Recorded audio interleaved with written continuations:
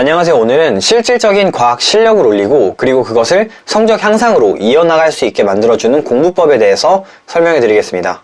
오늘 말씀드리는 공부법을 실제로 적용을 해서 공부를 하시면은 꼭 좋은 성과가 있을 거라고 자신있게 말씀드리겠습니다. 일단 오늘 말씀드리는 공부법에 한 가지 대원칙이 있는데 그것이 무엇이냐면 책에 있는 내용을 모두 100% 이해하는 것. 이게 바로 대원칙이죠. 식상하게 느껴질 수도 있지만 과학은 이해를 기반으로 해야 되는 과목이죠. 그리고 모두가 그거를 알고 있죠. 그런데 실제로 본인이 진짜로 100% 이해를 하면서 공부를 하는가를 생각해 보셔야 돼요.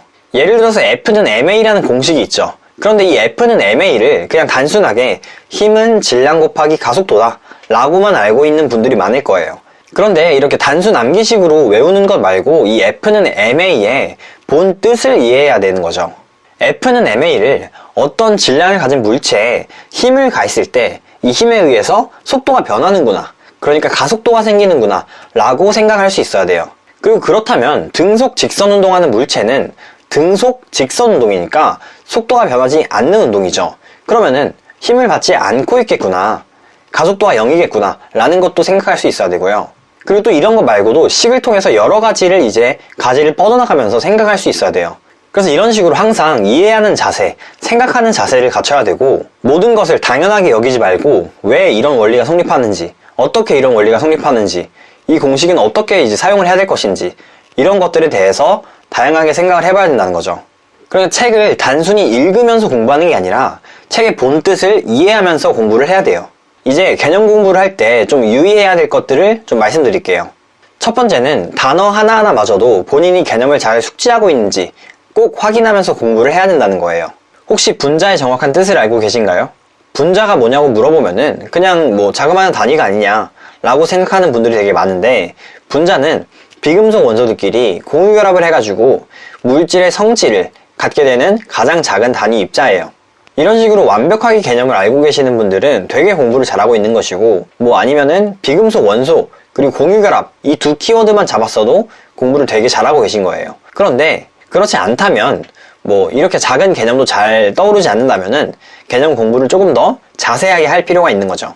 그리고 두 번째로는 개념 공부를 할 때 그 개념을 설명할 수 있을 정도로 공부를 해야 된다는 거예요. 개념 공부를 하다가 그냥 대충 이렇게 했구나 하면서 넘기지 말고 이거를 본인이 직접 설명할 수 있게끔 정말 정확하게 공부를 해야 된다는 거죠. 누구한테 직접 설명을 하지 않더라도 그냥 본인이 입 밖으로 말하면서 설명해보는 연습을 하는 거는 되게 효과가 좋아요. 어떤 내용을 잘 알고 있고 어떤 내용이 부족하고 어떤 내용이 헷갈린지를 바로 캐치할 수 있고, 설명을 해보면서 더욱더 논리적으로 체계가 잡히고 이런 과정이 진행이 되기 때문에 한번 해보는 걸 추천드릴게요. 저도 수업을 하다가 학생이 개념이 뭔가 부족한 것 같다, 아니면 이 문제를 푸는데 문제에 대해서 제대로 완벽하게 알고 있지 않은 것 같다 라고 생각이 들면은 설명을 시키거든요. 그러면은 그 학생이 제대로 알고 있는지를 바로 볼 수가 있는 거죠.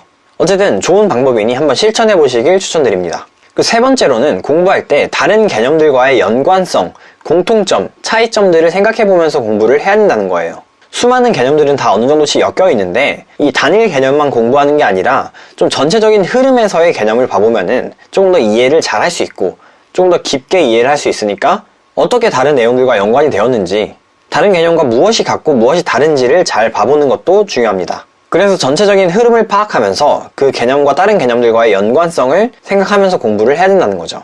그 네 번째로는 이해한 후에는 암기도 필수적으로 꼭 해줘야 된다는 것을 말씀드릴 건데요. 계속해서 이해의 중요성에 대해서 말씀을 드렸는데 사실 고득점을 위해서는 암기는 굉장히 필수적이죠. 완벽하게 암기를 해야지 문제 푸는 속도도 확연하게 빨라지고 또 문제 풀 때 헷갈릴 일도 없어지겠죠. 그리고 만약에 완벽하게 이해를 했다면 암기하는 것도 훨씬 쉬워질 거예요. 물론 개념서를 공부할 때부터 암기를 무조건 다 하고서 문제를 풀어야 된다 이런 말은 아니고요. 시험이 다가왔을 때, 시험이 3주 정도 남았을 때, 이때는 머릿속에 어느 정도 개념은 다 이해가 되어 있고 정돈이 되어 있겠죠. 그러니까 암기를 이때는 꼭 해놓고서 문제 풀 때 개념을 보지 않으면서 풀이를 해야 된다는 거죠. 시험 직전에 외우려고 미루는 습관은 굉장히 안 좋다는 거니까 꼭 미리미리 조금 암기를 하는 습관을 가지면 좋을 것 같아요. 그리고 만약 그냥 생 암기 내용이면은 자신만의 암기 방법을 만들어가지고 암기하는 것도 좋은 방법이에요. 예를 들어서 기권의 구조를 생각해보면은 대륙권, 성층권, 중간권, 열권이 있는데 이런 것들의 순서가 헷갈릴 수 있겠죠.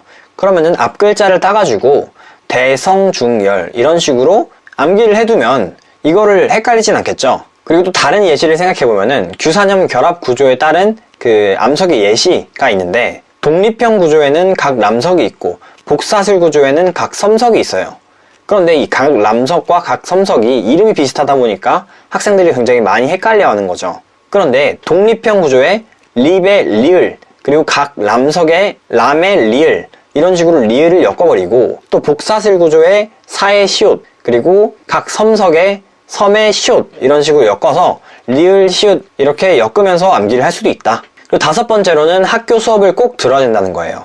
학교 수업이 본인에게 안 맞다거나 아니면 선생님이 본인의 마음에 들지 않는다 등의 여러 가지 이유들로 수업을 안 듣는 분들도 꽤 있는데, 학교 수업을 안 듣는다는 거는 그만큼의 공부 시간을 포기한단 말이고, 그리고 또 어쩌면 시험에 관련된 중요한 정보도 놓칠 수 있는 거죠. 이미 아는 내용이어도 복습할 기회가 주어졌다고 생각하고 복습 시간으로 여기면서 학교 수업을 들어도 되는 거고요. 또 따로 공부하면서 얻지 못한 내용들도 학교 수업을 통해서 얻을 수 있고, 여러 가지 장점이 있으니까 학교 수업은 꼭 들었으면 좋겠습니다. 그리고 또 수업을 들으면서 선생님이 시험을 어떻게 출제하실지를 조금 생각해보고 어떤 식으로 본인이 공부를 해야 될지 전략을 짜보는 것도 중요하겠죠. 그리고 수업 시간에 다른 과목 공부를 하거나 다른 과목 숙제를 하면서 시간을 되게 효율적으로 사용하고 있다고 생각할지라도 그 과목 시간에는 그 과목 공부를 하는 게 가장 효율성이 높은 공부라고 생각하니까 수업을 잘 들으면 좋을 것 같습니다. 그리고 이제 문제 풀 때 유의해야 될 것들에 대해서 조금 말씀드리겠습니다. 첫 번째로는 문제만 많이 푼다고 좋은 게 아니라는 건데요. 이게 무슨 소리냐면은 개념 공부를 등한시하면서 문제만 많이 푸는 학생들이 있어요. 그러면은 중요한 개념 부분에서 빵꾸가 생기게 되고 시험을 치러 가서 이건 당연한 건데 내가 갑자기 헷갈려서 틀렸다 라고 생각하게 되는 거죠. 과탐에서는 문제를 많이 풀면 많이 풀수록 좋은 건 맞지만 개념을 등한시하면 안 되는 거죠. 그래서 문제 풀기 전에 개념을 한번 정독하고 문제를 푸는 습관을 가졌으면 좋을 것 같아요. 그리고 두 번째로는 틀린 선지를 맞는 선지로 고치면서 푸는 거예요. 실제로 이제 글로 써가면서 고치라는 게 아니라 틀린 선지가 있으면 그 틀린 선지에 어떻게 돼야지 맞는 선지가 될지를 생각하면서 문제를 풀라는 거죠. 그래서 문제를 풀 때 틀린 선지를 모두 다 골라내서 바꿀 수 있고 맞는 선지도 잘 체크를 한다면은 그 문제를 100% 이해하고 있는 거겠죠. 그리고 세 번째로는 감으로 푸는 것을 조심하기인데요. 문제 풀 때 감으로 풀 수는 있는데 이 감으로 푼 문제들도 꼭 체크를 하고서 나중에 꼭 확인을 해봐야 된다는 거예요. 과학은 거의 맞거나 틀린 이유가 명확하게 존재하는 과목이죠. 그래서 감으로 풀었다고 하면은 개념에 조금 부족함을 갖고 있는 거니까 확인을 꼭 제대로 해가지고 복습을 제대로 해줘야 된다라는 거죠. 네 번째로는 문제 풀 때 이제 무작정 별표 치지 말고 생각을 최대한 많이 해보기인데요. 예를 들어서 어려워 보이는 자료 해석 문제가 나왔다. 그러면은 그냥 생각을 별로 안 하고 딱 봐도 어려워 보이고 못 풀 것 같으니까 포기를 해버리는 학생분들이 많은데, 이런 습관은 굉장히 안 좋은 거죠. 실력이 오르는 거는 모르는 문제나 어려운 문제를 해결해 나갈 때 실력이 오르는 거죠. 그래서 최대한 다양한 방법으로 접근을 해보고 이 문제가 왜 나왔는지, 어떤 개념을 이용해야지 풀 수 있을 것 같은지 최대한 생각을 해보면서 문제를 풀어보길 권해드릴게요. 이러한 과정을 거치면서 본인의 사고력이 증가하는 거니까 꼭 이러한 시간을 조금 많이 잡고 해결해 보려는 습관을 가졌으면 좋을 것 같아요. 그리고 마지막으로는 모르는 문제나 헷갈리는 문제를 그냥 절대로 넘어가면 안 된다는 건데요. 아까도 말씀드렸듯이 모르는 문제나 헷갈리는 문제가 공부에 있어서 가장 중요한 문제들이에요.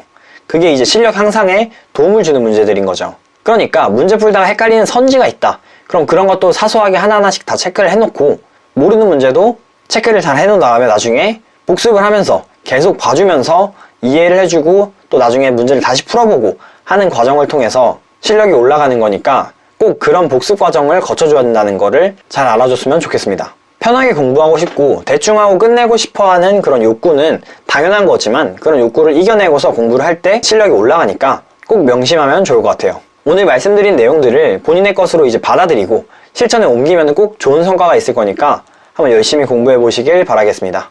오늘 영상은 여기까지고 영상이 유익하셨다면 구독 눌러주시고 좋아요 눌러주시면 감사하겠습니다.